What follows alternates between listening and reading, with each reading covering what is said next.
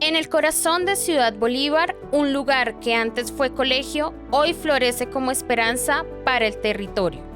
El Jardín Botánico Real de Colombia abrió sus puertas para convertirse en un espacio de educación ambiental, memoria y conexión con la naturaleza. De la mano de su líder, Edgar Parra, conoceremos cómo este proyecto transformó su historia y hoy siembra conciencia, comunidad y vida. Bienvenidos a un podcast donde el pasado florece y el futuro se cultiva día a día. Bueno, nuevamente bienvenidos a este espacio, nuestra segunda temporada de CB en Voz Alta, elevando las voces que construyen comunidad, ganadores del programa de Más Cultura Local de IDARTES y Alcaldía Local de Ciudad Bolívar. Hoy tenemos a un líder social muy importante de nuestra localidad, la mente creadora, gestor, que ha construido con sus propias manos el Jardín Botánico Real de Colombia, don Edgar Parra. Bienvenido a este espacio, don Edgar. Andrea, muchísimas gracias por la invitación, gracias por hablar estas cosas de nuestro Jardín Botánico Real de Colombia.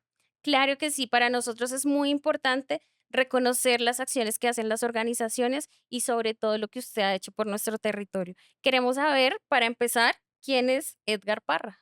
Bueno, yo soy un habitante de Ciudad Bolívar, nací aquí en la localidad, en el barrio Lucero Bajo. Me siento muy orgulloso de haber nacido aquí. Gracias a haber nacido aquí, pues me he formado en algunas cosas debido a los problemas mismos de Ciudad Bolívar. Gracias a haber nacido aquí, creo que soy atleta, soy amante de la naturaleza. Al tener carencia de espacios verdes, vi la necesidad de empezar a crearlos desde mi casa y pues no, agradecido sobre todo con que la naturaleza y Dios me hayan puesto en este lugar. Gracias por eso, don Edgar. Queremos saber en qué momento se le ocurre la idea de construir un jardín botánico en esta localidad. Bueno, no fue tanto la idea de un día decir, bueno, voy a hacer un jardín botánico. Ha sido algo más bien progresivo, de manera natural, se fue dando. Siempre tuve claro que no estaba feliz con los espacios verdes de la localidad. Empezando por mi escuela, yo estudié donde estudié en una escuelita que se llama República de México. Mi escuela no tenía en ese entonces, y ahora tampoco es que tenga mucho verde, pero en ese entonces no tenía ni un pastico, era un patio grande lleno de concreto. Ujú. Los días de sol eran espantosos. Yo leía unas historietas de Hugo, Paco y Luis, los sobrinos de Tío Rico, y veía que estos tres paticos iban a estudiar a una escuela llena de plantas, lagos, peces. Yo decía, oiga, ¿y esos paticos por qué estudian allá y yo no puedo estudiar en una escuela igual? Quería tener una escuela como esa. Nunca la pude tener de niño y con los años, cuando se presentó la oportunidad de tener un espacio antes del jardín, que era un colegio, se llamaba Gimnasio Real de Colombia, cuando pensé en tener un colegio para los niños de Ciudad Bolívar, dije, esta es la oportunidad para, para construir ese espacio que yo siempre soñé para mí como niño. Ya que no lo pude tener yo, sí quise dárselo a los niños de Ciudad Bolívar y que estudiaran en una escuela parecida a la de Hugo, Paco y Luis. Bueno, ahora que nombra eso, don Edgar, debo resaltar que yo trabajé hace algunos años en el Colegio Real de Colombia y era una institución maravillosa. Eso fue antes de que existiera en sí el jardín botánico. ¿Cómo fue esa transformación bueno, de los inicios de la institución y luego pasar a ser un jardín botánico? Sí, inicialmente el colegio siempre procuró tener verde en cada rinconcito que pudiéramos. El primer jardín era en la casa de mis padres, ahí fue donde nació el colegio, era un colegio de garaje, una casita típica, un inquilinato típico de Ciudad Bolívar. Le dije a mis padres, Voy a fundar un colegio, necesito que les pidan a los inquilinos", y en las piezas donde ellos vivían se hicieron los salones. Había un patio muy pequeño y en ese patio se dejó una pequeña zona verde de 2 metros por 2 metros. Posteriormente fuimos comprando algunas viviendas de aquí del sector, otros inquilinatos, y los fuimos sumando a la casa inicial y fuimos articulando cada casita que íbamos comprando por medio de los patios íbamos haciendo un tejido. Teníamos muy claro que teníamos que dejar la mayor cantidad de espacios verdes. Fue así como de pronto en la casa de mis padres el 90% era construcción para salones, baños, biblioteca, todo lo que necesita un colegio. Ujú. Bueno, todo no porque teníamos muchas carencias, pero los espacios que necesita un colegio, sobre todo salones. El siguiente predio, digamos que fue un 80% construcción y un 20% verde, y el siguiente la proporción era 70-30, 60-40, hasta que llegamos un día que las últimas tres construcciones que se compraron fueron 100% para zonas verdes. Debido a esto, pues hubo un momento en que esas manchitas verdes que dejábamos en cada casita que se compraba se constituyeron una mancha verde muy grande Ujú. y hubo un momento en la vida del colegio que otros colegas, no me acuerdo exactamente qué colegio, en algún momento de la vida de nuestro colegio, dijo, Edgar, ¿será que puedo ir a visitar su colegio? Yo, sí, sí. No entendía bien por qué no me querían visitar. Dijo, es que es tan bonito. Yo dije, sí. Dijo, ¿y como cuánto vale la entrada? Yo, pues sabes que ya no teníamos recorrido, sino que Ujú. educábamos niños, pero se me ocurrió 1.000 pesos por niño. Y fue un primer colegio, le dijo a otro que habían ido a visitarnos y empezaron a visitarnos más colegios. Se fue corriendo la voz. Sí, eso nos hizo mm, pensar en que en un momento determinado, cuando cerráramos el lugar, que ya no fuera colegio, porque soñábamos con que la educación pública fuera tan buena que ya los colegios privados no se necesiten, mm, nos hizo pensar, bueno, ¿y qué vamos a hacer de este espacio cuando cerremos el colegio? Ujú. Y viendo las condiciones del lugar, dijimos, no, el espacio nos pide a gritos ser un jardín botánico. Hicimos un pacto con Yamile, mi ex esposa, un pacto de que cuando cerráramos el colegio esto se iba a convertir en un jardín botánico. Quisimos dejarlo prácticamente por escrito porque no pensábamos que fuéramos nosotros los que tuviéramos que cerrar el colegio, sino Ujú. unas futuras generaciones. Y se decidió que este iba a ser un jardín botánico para blindar el espacio. Podíamos tocar cualquier cosa, pero menos el espacio donde iba a funcionar el jardín botánico. ¿En qué año fue eso, don Edgar? Cuando nos propusimos ser un jardín botánico fue más o menos año 2008, 2009. Ujú. En ese año nos ganamos el galardón a la excelencia como institución educativa, pero también firmamos como el compromiso de tener un jardín botánico aquí en el espacio. Y, y bueno, en el 2012 perdimos un convenio que teníamos con el Estado. Eso nos dejó en Ujú. una situación difícil de funcionamiento como colegio. Intentamos 2 años funcionar sin el convenio y en el año 2014 tuvimos que cerrar el colegio. Con la claridad, eso sí, de que íbamos a conservar el espacio para el jardín botánico.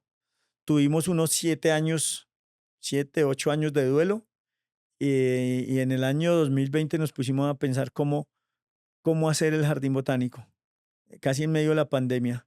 Y salimos de la pandemia y nos declaramos al año, año y medio de salir de la pandemia ya como jardín botánico oficialmente. Ujú.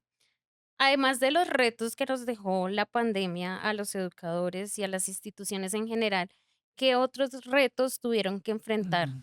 Sociales, institucionales, económicos también, Bueno, desafortunadamente, yo lamento mucho que casi siempre todo se vuelca hacia lo económico. desafortunadamente. Digamos que ha sido los retos más complicados, manejar las finanzas. La gente no visita tantos jardines botánicos como otro tipo de lugares de esparcimiento. Entonces, la parte económica, retos institucionales, pues no deja de ser doloroso que para un jardín botánico sea difícil a veces la reglamentación. Yo pienso que en aras de tener lugares como estos, no debiéramos tener una reglamentación muy ajustada para jardines botánicos, por Dios. Ujú. Mm, Sin que haya sido un obstáculo grande porque lo hemos superado rápidamente, a veces sí veo con tristeza cómo nos ponen trabas. Pongámosle trabas a cualquier otro tipo de establecimiento, pero a un jardín botánico no. Entonces, ahí los hemos superado, pero no deja de ser doloroso Claro. que de parte del Estado Ajá. haya trabas. Se deben hacer las cosas bien, pero es que hay establecimientos de establecimientos. Y ver que a un jardín botánico le ponen el mismo nivel de exigencia, perdónenme por decirlo, pero que a un lugar donde se ofrecen otro tipo de servicios que para mí no son tan sanos, no voy a nombrarlos para no herir susceptibilidades, pero eso no deja de ser duro. Sí, yo creo que este tipo de proyectos deberían tener un mayor apoyo institucional, ¿no? Además, porque, bueno, uno, ayudan al ambiente, fortalecen la comunidad, los lazos entre las comunidades, ¿no? Sí, sí, sí, bueno, me imagino que el podcast lo van a ver personas de las instituciones. Claro que sí. Es doloroso, por ejemplo, una de las cosas concretas que me parece terrible es que ven desde el aire las fotos aéreas que hacen para Catastro, Ujú, un lote con verde y dicen es un lote de engorde, ujú, es un lote de engorde y lo cogen como un lote de engorde y nos cobran la tarifa más alta por impuesto predial. O sea, es increíble que un espacio que está generando oxígeno para toda la comunidad le cobren el impuesto más alto. Aquí los impuestos más altos que pagamos, como hay predios que componen todo el jardín, los impuestos más altos que pagan estos predios son los de los donde están los árboles, ujú. donde hay más oxígeno, donde le regalamos este oxígeno al planeta y Exactamente. de ñapa nos toca pagar impuesto más alto, la tarifa del 33 por mil. En ese sentido, don Edgar, ¿quién cree o quiénes fueron como sus aliados más importantes para que este proyecto se diera de la mejor manera? Las comunidades, las mujeres, los niños. Bueno, si me preguntaran, yo vivo muy agradecido con la gente que confió en el colegio, los padres que un día, a pesar de vernos tan jóvenes. Yo no había terminado la universidad, 21 años cuando empecé el colegio, sin haberme graduado, sin ser educador, Ujú, y abrimos un espacio para educar los niños en medio de otros colegios muy buenos y que haya un padre, yo no sé si tan tonto como para decir, voy a matricular mi hijo allá con este señor Edgar Parra, y lo hicieron. Eso es valiosísimo. Ver que hubo papás que confiaron en nosotros, de verdad que ojalá me estén viendo algunos de esos papás. Muchas gracias a esos papás que sobre todo el primer y segundo año del colegio confiaban en nosotros. También gracias a los profes que aportaron tanto, porque nunca tuve la oportunidad de agradecerles de la manera que lo hago ahorita, pero los profes fueron valiosísimos para seguirme la corriente en muchas cosas que a veces no se identificaban del todo, pero ahí me sobrellevaban. Yo siempre les decía, yo sé que quieren mandarme a la porra, pero no lo hacen, háganlo tranquilos que no va a haber problema. Algunas profes se atrevieron a mandarme a la porra y ellas pues siguieron en el colegio a pesar de eso, no hubo problema. Los profes, las profes, de verdad que muchas gracias. Pero definitivamente los niños con su energía, siempre enseñándome, siempre transmitiéndome esa energía. A mí me gustaba mucho saludarlos de mano, ujú. apretarlos, porque en cada toque, en cada apretada de manos, en cada abrazo, ellos no sabían, pero yo les estaba robando la energía. Eh, por eso me mantengo como un chico de 5 años, Le haciendo robó la energía tonterías. a todos los niños Claro, claro, y a los profes que me trabajamos con contagiaron. usted. A los profes les robé su juventud porque trabajaron muy duro. También los profes aportaron mucho. Ese era el ambiente que se vivía acá, realmente lo digo desde mi experiencia que tuve acá, fue muy corta, pero pude vivir esa experiencia, ¿no? De esa armonía que se vivía en la institución, además que uno se sentía como en el bosque trabajando, como libremente en esas, como en esas escuelas rurales. Sí, siempre procuramos que fuera así. Y bueno, hay una cosa importante. Siempre procuramos que los niños fueran felices. Ujú, Mm, a mí me da mucha felicidad el verde y pienso que todo el mundo es igual. Me da pena con todo el mundo porque sé que no es así, no son iguales y hay gente que no necesariamente el verde le da felicidad. Pero al pensar que el verde es la felicidad de todo el mundo, pues yo procuré meter mucho verde y los niños estaban sí en medio del bosque. Por fortuna era el bosque que yo conocía muy bien porque a veces algunos trataban de escapárseme en ese bosque y los podía encontrar fácilmente al conocerlo mucho. sí, claro. Porque es tan importante que los territorios populares tengan estos espacios verdes? Es importante, bueno, todos los territorios, ojalá viviéramos en el verde, ¿no? Ujú. A veces mm, defendemos el verde, pero queremos que los otros sean los que conserven y si yo tengo una finca así, destruyo, construyo nuevas cosas en concreto, pero si hay un vecino que tiene verde, ojalá ese sí no lo tumben, ¿no? Y bueno, respondiendo concretamente tu pregunta de por qué es importante, repito, en todo lado debiera haber verde. Ujú, Yo creo que es importante porque apacigua el alma, nos da oxígeno y nos da felicidad. Eh, Casi no hay persona que el verde no le genere algo de felicidad. En concreto, también en los colegios, pienso que el verde da tranquilidad, una cosa que es muy importante en un ambiente tan conflictivo como el colombiano. Los colegios a veces parecen escenarios de guerra también. Yo escucho, ya no estoy metido en el mundo de los colegios. Cuando nosotros estábamos en el colegio, gracias a Dios teníamos poquito nivel de conflicto, pero había conflicto. Sin embargo, cuando hablo con profesores de diferentes colegios, me cuentan las cosas tan complicadas que hay en cuanto a convivencia. ujú. Y creo que tener espacios verdes nos ayuda mucho a bajar las cargas emocionales y eso nos permite estar más tranquilos. Claro, tenemos una pequeña conexión con la naturaleza, ¿no? Por Sí, decirlo así. sí, sí, sí, sí, somos hermanos de estas bellezas Ujú. y hermanos que nos enseñan a estar muy tranquilos. Por lo menos a mí me alivian mucho el alma estas plantas todo el tiempo. ¿Qué impacto ha tenido la construcción de este jardín botánico en los alrededores, en la comunidad? Porque pues no falta el vecino que diga, no, es que eso no sirve o simplemente no queremos un espacio hacia acá. En general creo que ha tenido un impacto positivo. Mm, Hoy unos visitantes cuando entraron al jardín respiraban en el patio de las orquídeas, se siente otro aire. Ujú, Para empezar, creo que sí se siente otro aire aquí en las cercanías del jardín. Y bueno, particularmente el oxígeno que se produce aquí no se queda solo aquí. Llega un momento en que se integra el oxígeno de todo el planeta, sube a la atmósfera y ahí queda en el oxígeno de todo el planeta. Pero en el aporte que hemos hecho aquí al sector, considero que la autoestima del sector ha mejorado. ujú, Veo personas que dicen, bueno, para que vean que Ciudad Bolívar no es solo inseguridad. Eso me alegra mucho. También hemos mejorado un poco el amor por el medio ambiente. Hay personas que vienen, ven que sí se pueden hacer espacios verdes en sitios populares, ujú. en casitas pequeñas. Siempre estamos invitando a que hagan jardines botánicos en sus patios. Un jardín botánico puede ser un cuadradito de 1 metro por 1 metro, no tiene que ser las 20 hectáreas que tiene nuestro José Celestino Mutis o no tiene que ser los 2.500 metros que tiene este jardín botánico. Puede ser de muchas maneras y la gente de pronto aquí lo entiende, que sí se pueden hacer jardines pequeños. ¿Qué más hemos aportado? Bueno, quisiera que el aporte fuera mayor. No todo el mundo considera que estos espacios verdes son importantes.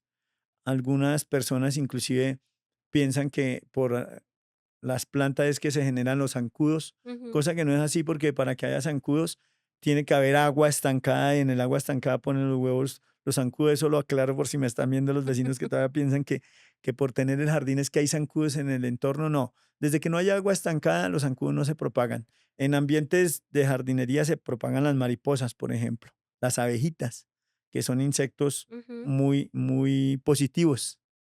claro, para la vida las necesitamos además. Los necesitamos, sí, señora. Don Edgar, esto es muy grande. Este espacio es demasiado grande. ¿Cómo hace usted para el cuidado de las plantas, de mantener el espacio? Primero, pues hemos aprendido un poco a optimizar procesos de manera tal que ya se nos hace fácil. No hubiésemos sido capaces de mantener un espacio verde si nos lo hubieran puesto una así de este tamaño. Yo hubiera dicho, uy, no me meto en esa camisa de 11 varas. Pero por fortuna, como fue paulatino, 2 metros por 2 metros era un jardincito muy Ujú, chiquito y fuimos sumándole, entonces ya manejamos un poco las cosas fácilmente. Pero adicional a eso tenemos personas que nos ayudan, no todas las que yo quisiera. Tenemos más o menos 2 toderos, un jardinero, en ese caso una jardinera que nos ayuda, y pues mi tiempo libre, que no es mucho, pero yo lo paso aquí trabajando en el jardín. dedicado 100% al Sí, jardín botánico. sí, regando, podando, resembrando, haciendo semilleros. A veces estoy aquí hasta las 10 de la noche regando plantas, por ejemplo. Sí, Mucho tiempo. sí, sí, todo el tiempo libre la paso aquí. ¿Qué clases de plantas podemos encontrar en el jardín botánico? Bueno, veíamos que teníamos el lugar donde están las orquídeas, vimos por ahí unos helechos. ¿Qué más podemos encontrar en el jardín? Nuestro jardín botánico no es tan grande, eso pues no nos permite tener muchas colecciones de plantas Ujú, por espacio y por presupuesto, aunque las plantas no son tan costosas. Pero sí tenemos de manera especial unas 4 o 5 familias de plantas que las amamos mucho y por circunstancias de la vida llegaron a quedarse aquí y se volvieron las más importantes del jardín. Precisamente el primero es el patio de las orquídeas. Tenemos una pequeña colección de orquídeas. Luego la terraza de las bromelias, que son otra ujú. familia muy querida para nosotros dentro del jardín. Eh, las suculentas también tienen su terraza aparte. El sendero de los helechos. Y bueno, lo otro sí es un collage de todo tipo de plantas.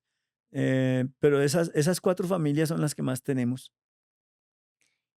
Además de eso, tenemos también unos recorridos que ustedes hacen, unos recorridos ambientales, otro tipo de actividades que se le ofrece a la comunidad. Háblenos un poco sobre eso que ofrece el jardín botánico. Sí, tenemos unos recorridos que además de poder ver esos rinconcitos con las especies de plantas que les Ujú, comenté hace un momento, se complementan con el Museo de los Insectos, porque además de amar las plantas, amamos los insectos y particularmente amamos las mariposas, ujú, tanto que estamos trabajando por un mariposario aquí al aire libre, un mariposario donde se están criando 2 especies y media.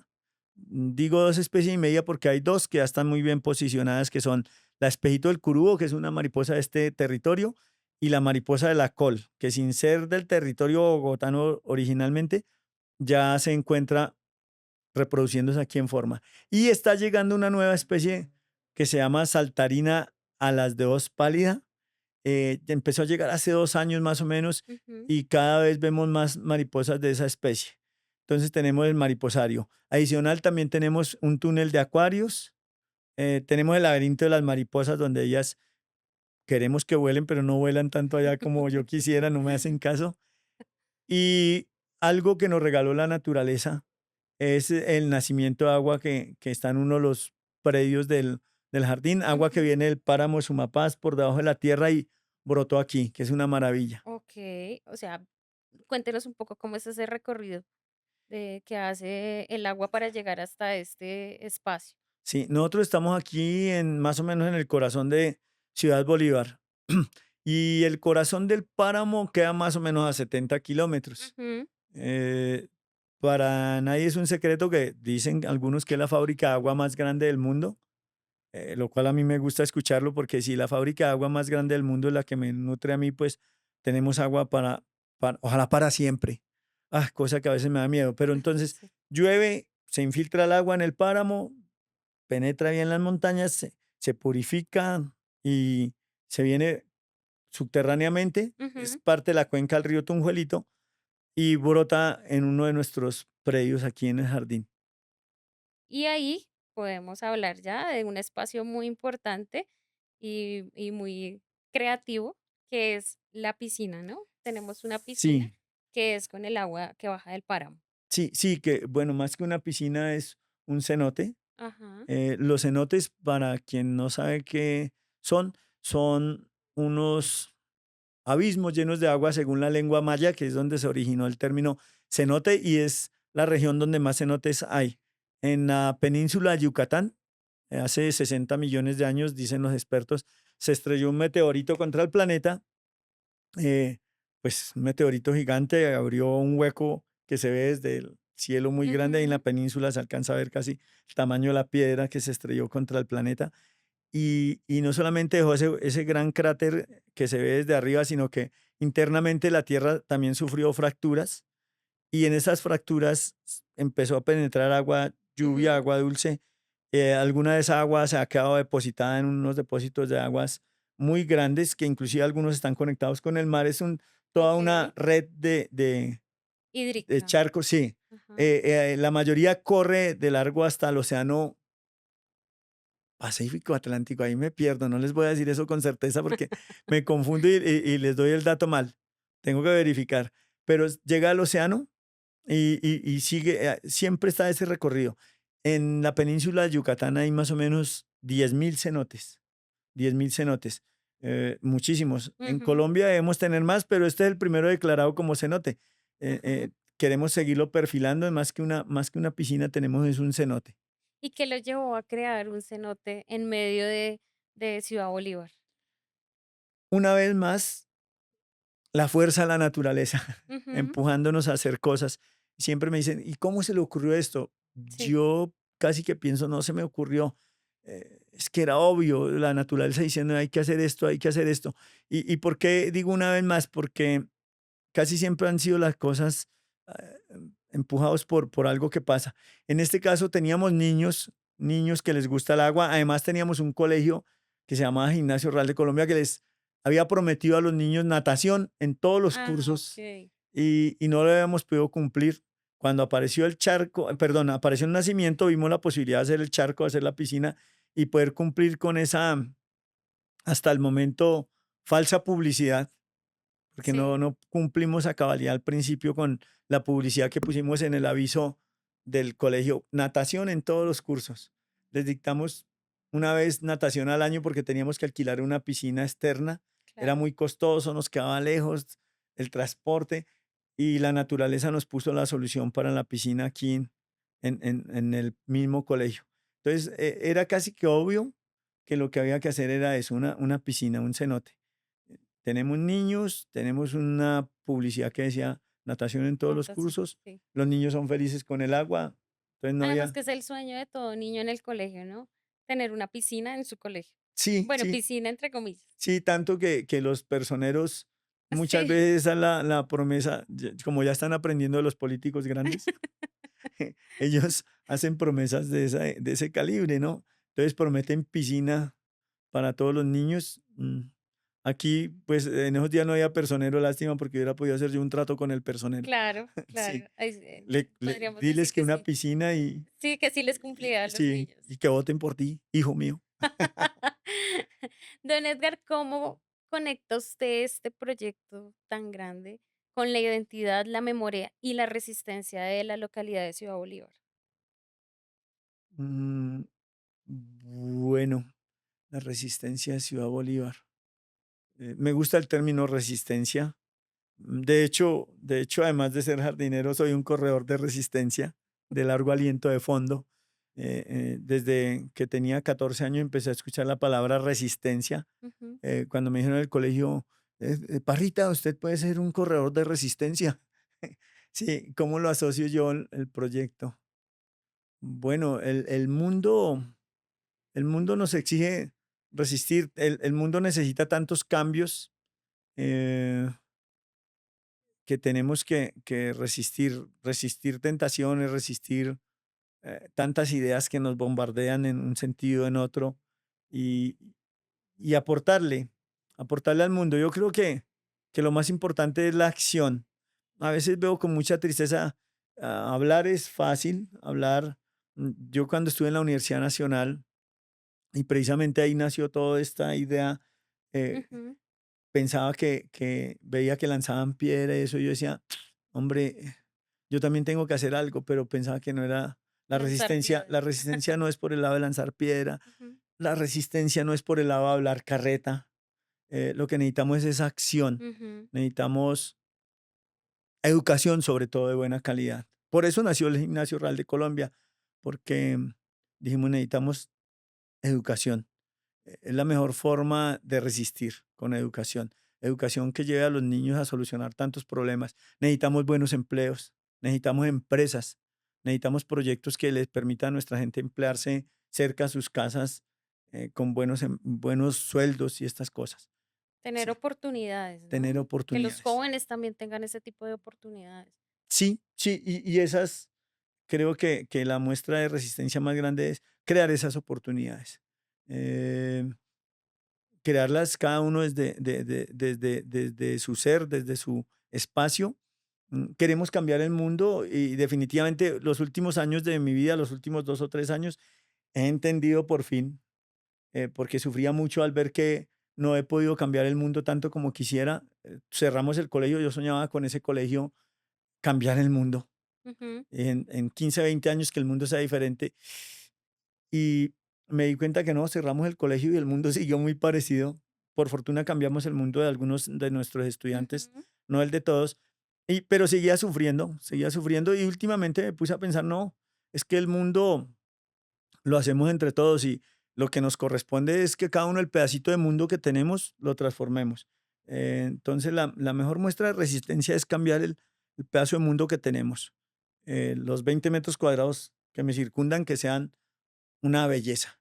que sean verdes. Sí, que sean verdes, que sean paz, que sean tranquilidad, que sean generación de cosas positivas. Entonces, que por donde uno vaya caminando los 20 metros cuadrados alrededor, así como los árboles a veces tienen una influencia 10 metros cuadrados en torno a ellos, Ujú, que cada uno de nosotros se ponga a pensar si estoy mejorando el ambiente donde estoy, porque a veces hay seres humanos que no, me da vergüenza también decirlo y miedo, pero hay seres humanos que no mejoran para nada los 20 metros cuadrados que tienen alrededor. Por el ujú. contrario, son 20 metros cuadrados de energía negativa. Negativa. Sí. Sí, yo creo que uno también lo hace con el ejemplo, ¿no? De cómo esas acciones pueden transformar las comunidades. Y lo vuelvo ejemplo, eso lo hablábamos en otro podcast también, Mm, de cómo soy ejemplo para los demás. Y creo que pues usted es un gran referente. gracias, gracias. Pues procuro, aunque también hay cosas en las que soy mal ejemplo, pero no las voy a contar. No, esas no las vamos a contar acá. Sí. ¿Cómo se siente don Edgar siendo un líder de este proyecto ambiental en un territorio tan excluido como Ciudad Bolívar? ¿Cómo me siento? Mm, Bueno, yo siento que muchas personas de Ciudad Bolívar eh, podían haber sido los escogidos. No, no sé, eh, hace poco leía en algún lugar, no sé si un libro, una portada o algo de las redes, que, que uno no, no logra las cosas necesariamente por su talento, por su conocimiento. Y yo creo que soy un poco el caso, ¿no? Entonces la gente siempre dice: "¿Cómo construyó?". No, es Ujú. que a veces también se necesita cierto nivel de fortuna y de suerte para que las cosas lleguen. Porque conocí muchos chicos de aquí de la localidad con mucho talento para muchas cosas y que no llegaron, no llegaron. Yo digo: No explotaron su "Sí, no, talento. no, no, no". El efecto mariposa. Hubo un momento en la vida de ellos que no sé con qué se encontraron y Se desviaron del camino. sí, sí, mm, es fortuna también un poco. ¿Cómo hace uno como organización para transformar esas realidades que vivimos en Ciudad Bolívar, sobre todo, que es la exclusión, la falta de oportunidades para los jóvenes y pues para las personas en general? Bueno, yo ahí definitivamente, y cuando digo falta de fortuna, falta de fortuna es para ver al interior, Ujú, ¿no? Creo que es importantísimo dejar de echar culpas hacia afuera, ujú, porque es que eh, las personas exitosas, a la hora de la verdad, las personas exitosas que conozco aquí en mi entorno cercano, vecinos, familiares que han avanzado, eh, se han mirado hacia adentro y bueno, ¿qué puedo hacer yo? ujú. Por mí, por mi familia, por mi barrio. Y otras personas que yo veo que no son tan exitosas, siempre están echando culpas. Conozco varias personas cercanas, cuando vean el podcast va a decir, nos está echando vainas el desgraciado. Me está echando el Sí, guante. sí, pero siempre cualquier cosa que ocurre, bueno, y sobre todo si es negativa, ¿no? Porque Sí, los humanos por naturaleza, si es algo negativo que me ocurre, culpa. a los Sí, demás. sí, no, es que mi mamá, es que mis hermanos, es que el barrio, es que el vecindario, antes. Si es negativo, cuando es algo positivo soy yo el que lo hizo. Ujú. Y no, si es algo positivo, es claro, fue usted o fui yo el que lo hizo. Pero si es algo negativo, tenga la seguridad que también. Entonces yo creo que definitivamente cuando asumamos la responsabilidad, eh, nos va a acercar más. Eso no nos Ujú. garantiza el éxito. Definitivamente no. Depende de otro poco de cosas, pero por lo menos nos acerca. Sin embargo, cuando estamos echando la culpa a los demás, casi que eso sí nos va a garantizar el fracaso. Porque como no tenemos responsabilidad frente a nosotros mismos, al fin y al cabo, si fracaso, tengo a quien echarle la culpa, pues no me da miedo el fracaso. Le Total. echo la culpa a los otros fácilmente, a mi vecino, al Estado, a- y no. No, yo creo que el día que asumamos, y es que claro, nos enseñan Ujú. desde pequeños en la escuela, si nos va mal, es porque la profesora le tenía bronca al niño, si nos va mal es porque el compañerito con el que andaba, Era la mala sí, la influencia. mala influencia, Ujú. si nos va mal ya en el bachillerato es que el novio y la novia, no, me volvió así, no, no, es responsabilidad de cada uno. Y cuando enseñemos a los chicos a asumir esa responsabilidad, por lo menos vamos a generar un poquito de resistencia Ujú. a fracasar porque no, ahí el responsable soy yo, tengo que asumirlo. Sí, es verdad. Hablando de eso, quisiera saber si tiene alguna historia, no de fracaso, obviamente, sino de éxito de algún niño o algún profesor que haya trabajado y estudiado en la institución y que haya vivido pues una experiencia aquí en el Jardín Botánico, que usted diga, siempre preguntamos las historias que nos marcan y me imagino que Sí. usted debe tener muchas. Sí, a ver, de niños de aquí, del colegio de pronto. Sí. Bueno, aquí pasaron varios chicos de los cuales ahorita me acuerdo, muy, muy brillantes, muy inteligentes, y precisamente ellos son otros que me enseñaron que cuando se asumía la vida, con los fracasos son mi responsabilidad, los éxitos son mi responsabilidad, Ujú. siempre tendían a ir hacia lo positivo, siempre les fue bien, en general, a pesar de todos los fracasos. Y recuerdo de manera especial un chico, Diego Mayorga, por ejemplo, él estando en grado décimo se presentó a la Universidad Nacional y pasó a estudiar ingeniería mecatrónica, o a estudiar no, pasó para ingeniería mecatrónica, pero resulta que no había presentado el examen del ICFES. Entonces no se Ah, pudo matricular en la Universidad Nacional porque el examen del ICFES, sí, sí requería. sí, ese sí no lo presentó estando Ajá. en décimo, presentó solo el de la Nacional para aprobarse y pareció ser tan bueno que pasó. Entonces yo le proponía a Diego que peleáramos ante la universidad el cupo. En la universidad dijo, es una ley del Congreso de la República. Ujú. Entonces le dije a Diego, vamos al Congreso y que cambien la ley para que chicos que pasen así como tú, inclusive en la universidad me regañaron esa vez, ¿cómo va a presentar ese muchacho si no ha presentado el ICFES? Pero eso es una felicitación porque el chico sin haber hecho 11 Pasó. pasó. Entonces, no, de todas maneras me regañaron. Y le dije a Diego que fuéramos y demandáramos la ley para buscar la forma en salvar su cupo, porque yo me puse a pensar, güey, madre, ¿qué tal próximo año? Él dijo, no, profe, yo me presento y yo paso. Y yo decía, ¿qué tal no pase? ¿Qué ¿Qué tal tal? haya No, sido sí. como el caso mío que pasé de chiripazo? Entonces, Diego dijo, no, profe, no, yo vuelvo y paso. Le dije, Diego, vamos, vamos y demandamos para que salvemos ese cupo. Sí, sí, Y, sí. nosotros queríamos que, pues es que aquí en Ciudad Bolívar a veces, si no es en la educación pública, la No hay posibilidad más de hacerse oportunidades. profesional es muy baja, sí. Y no nos podíamos dar el lujo de renunciar al cupo y, no, tranquilo, Diego, lo intentamos y otra vez usted pasa. Me daba Total. miedo que no pasara. Y Diego dijo, no, profe, eso es meternos en un problema. Le dije, no, no, porque es una demanda, es en la ley que vamos a estar ahí, Ujú. no. Él le daba miedo que como que nos cogieran y nos Sí, sí. buscaran para cascarnos. Le dije, no, no nos van a cascar, tranquilo. No va a pasar Así nada. se arreglan las cosas aquí, pero en general no. Y Sí. finalmente Diego no, dijo, no, profe, además yo quiero graduarme con mis compañeros normal. Y él terminó su bachillerato y volvió y se presentó el año siguiente a ingeniería mecatrónica y por fortuna pasó. O sea, Sí. no tuvieron que hacer ningún proceso legal No, finalmente. no, no, no. No, aunque sí debiera haber la forma que un chico, estando en sexto grado y sin presentar el examen del Ujú. ICFES, si demuestra el nivel para estar en la universidad, Claro, de una. debiera Bueno, pasar. pero es que esos son Sí, procesos ya burocráticos que ya están establecidos y sí, sí, pero yo pienso que debieran actuar más con la lógica que con la ajá, ley a veces. total, sí. No lo veo tan ilegal y la lógica creo que debe primar, pero bueno, la ley a veces no es tan lógica. La ley no funciona con la lógica. ¿Qué otros éxitos? Pues no, muchos chicos míos que hoy están en la universidad, de resto, no me acuerdo así de otro caso, qué pena. Ojalá Diego pueda ver este podcast Sí, para que ojalá, ojalá. Ahorita sé que es un profesional brillante, me lo he encontrado a ratos y hablamos un poco sobre ujú. él. También hay bueno, hay una chica, Alejandra, ella es odontóloga, se presentó estando en décimo, pero ya sí presentó el del ICFES y a ella la graduamos anticipadamente y ella no perdió el cupo ni tuvo que presentarse dos O veces. sea, de una vez a la Sí, de universidad. décimo a décimo grado a la universidad. Ajá, No hizo 11 y se graduó 2 veces en el colegio.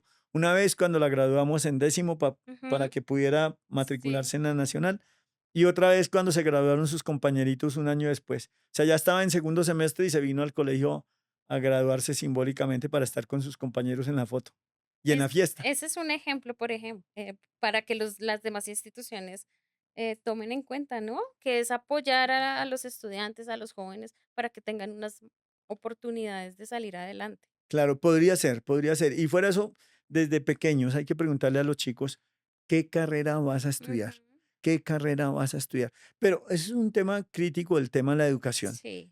Los papás y todos los que son papás y me están viendo, este es un jalón de orejas duro. Aquí en Colombia hacemos muchas cosas por impulso. Ujú. Bautizo, tiene un año y no lo han bautizado, grave, ya tiene que estar bautizado. Y hacen la fiesta, a veces preocupa más la fiesta que la misma ceremonia del bautizo. Ujú. Tienen 10 años, primera comunión. Ay, bueno, tienen 5 años para el colegio. Sí, ¿A qué? No saben a qué ni por qué, pero lo meten al colegio. Entonces, no hay un concepto adecuado, pienso yo, de lo que es la educación.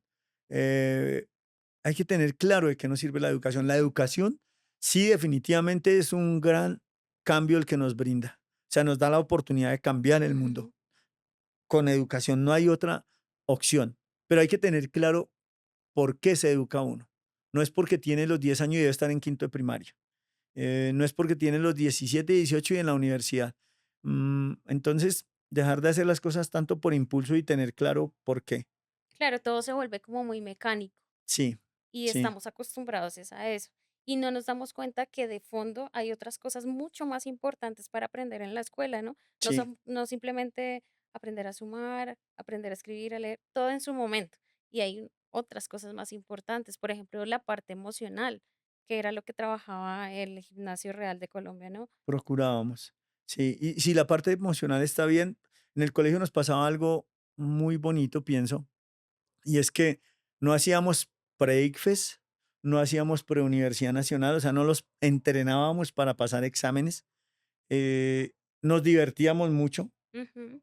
tanto que algunos colegas de otros colegios, al ver que un buen número de nuestros chicos pasaban a la Universidad Nacional, sobre todo, eh, me preguntaban, Edgar, ¿y ustedes cómo hacen si vemos que en su colegio solo se dedican a jugar, bailar y hacer deporte? Así aprendemos. Sí, y decía, bueno, es que la felicidad es la esencia de todo. Ajá. Mm, bueno, yo hacía un chiste en realidad. Decía, pues es que nosotros no somos muy inteligentes, pero somos muy de buenas. Entonces, Somos muy felices. sí, pero en realidad el chiste, ese era el chiste. La parte real es que sí, no es que seamos muy inteligentes, no es que hagamos mucha academia, pero somos muy felices. Y cuando uno es feliz, produce. Si uno es feliz en medio de su trabajo, produce, en medio de una relación, produce buenas Ujú. cosas, o sea, genera cosas positivas. Y si hablamos de un colegio, si los niños son felices, pero también para los profes, preocúpense por hacer felices a los niños.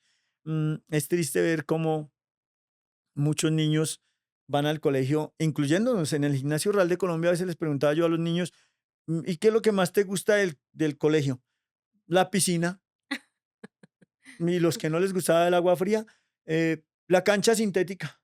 Sí. No puede ser, no puede ser.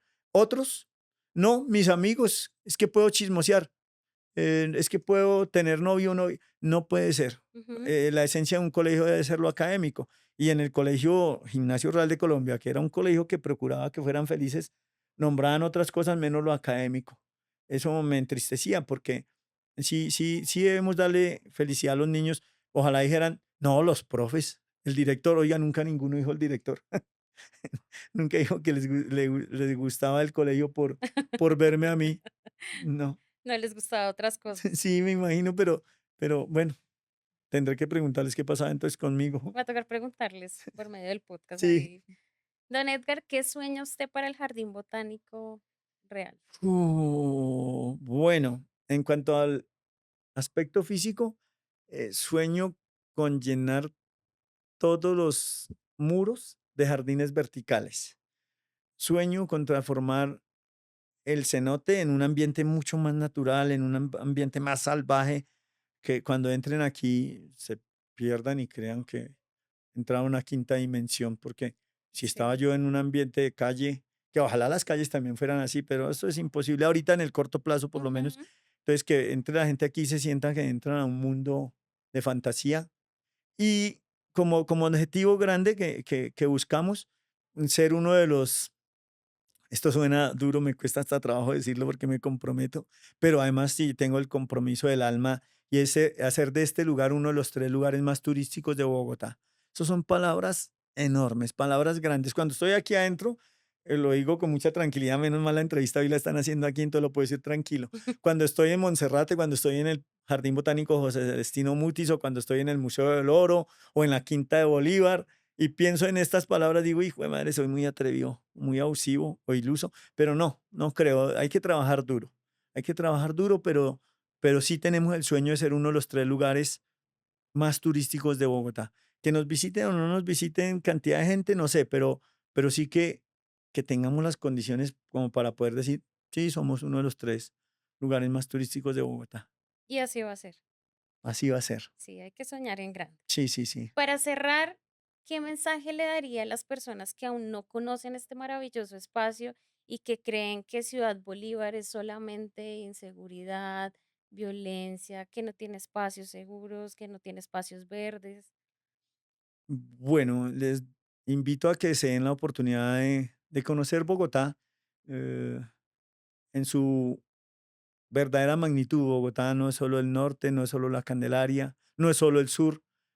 Tenemos que conocer todo lo que es la ciudad. Y en este caso, Ciudad Bolívar no es como nos pintan, no es solo inseguridad, pues Ujú. tristemente vivimos mucha inseguridad en toda la ciudad, pero tenemos lugares muy valiosos y ojalá que al ver imágenes de nuestro jardín se animen a venir a Ciudad Bolívar.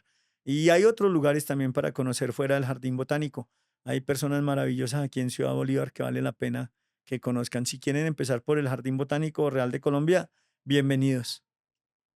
Gracias, don Edgar, por haber aceptado esta invitación, por aceptarnos en su casa, el Jardín Botánico. Hoy estamos desde este maravilloso espacio que está creado pues para toda la comunidad, no solamente de Ciudad Bolívar, sino de Bogotá en general.